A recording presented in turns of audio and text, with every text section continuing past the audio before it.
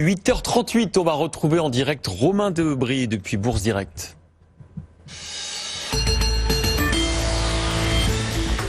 Alors Romain, a priori, un rebond en vue sur les marchés ce matin, mais enfin, il faudra rester très prudent parce que la volatilité est toujours extrême.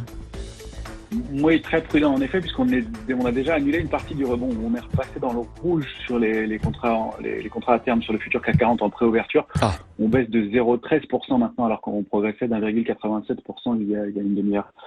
Donc voilà, un marché qui est toujours incertain, toujours pas de soutien en fait dans ce mouvement et dans ce rebond, même si on a rebondi de près de 25% sur l'indice parisien au plus fort du rebond.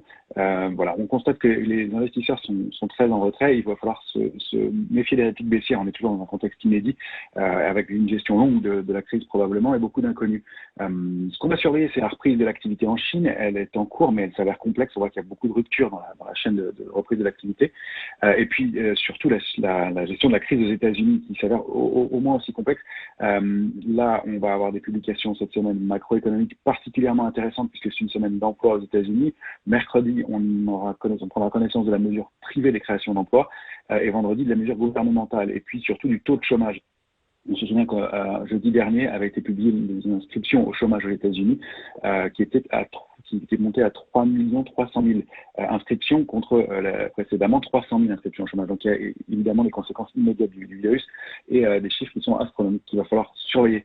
Alors graphiquement, bien, comment ça se traduit? Pour l'indice parisien, on évolue dans une grande zone de congestion latérale qui se situe entre 4200 et 4600 points.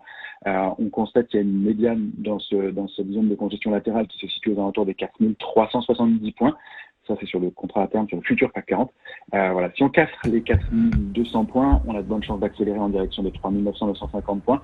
Et si on casse ce niveau-là, de revenir vers les plus bas annuels avec des risques d'accélération baissière plus marqués.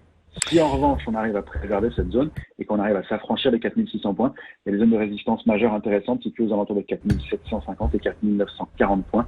Voilà, on sait que dans l'immédiat ça va être compliqué, mais au moins d'essayer de stabiliser dans ce niveau-là. Mais attention, un marché très creux, pas beaucoup d'intervenants, pas beaucoup de grosses mains dans ce marché. Et donc très volatile. Merci beaucoup Romain, on va retrouver nos chroniqueurs dans quelques instants. Mais